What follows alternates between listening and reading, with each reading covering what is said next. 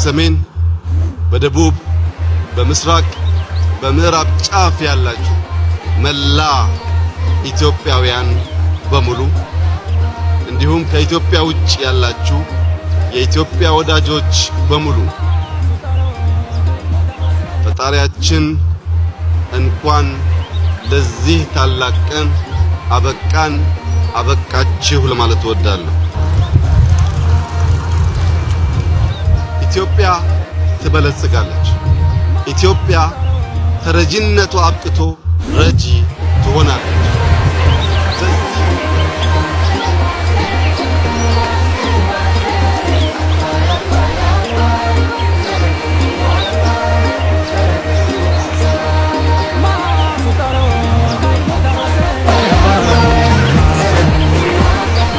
ሀገራችን ችላለች።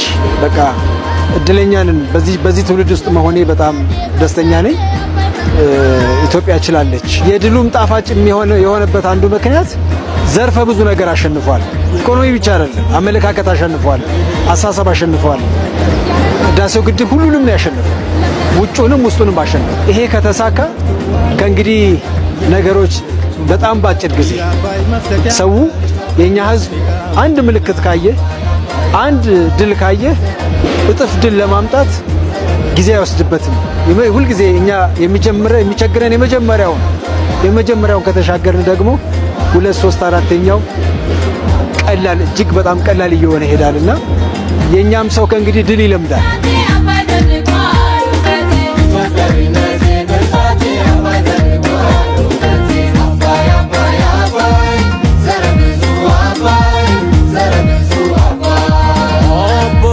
ለወጣቱም ለሀገሪቷም ጠቃሚ ነገር ነው።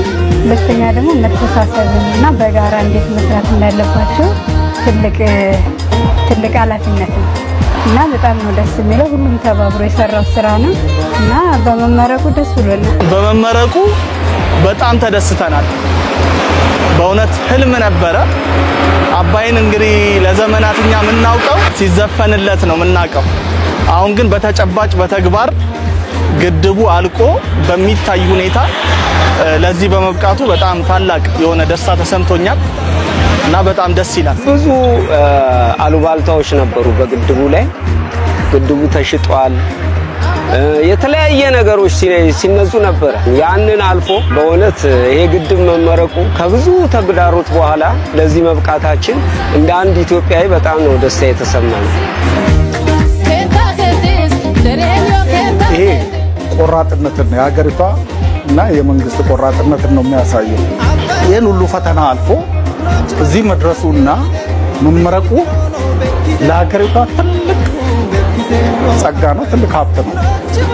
ግን ተፈትኖ ማለፉ ደግሞ ለወጣቶች ለቀጣይ ትውልድ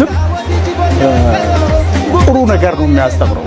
ለካ ሁሉ ነገር ይቻላል የሚለውን ያስተምራል ለወጣቶች።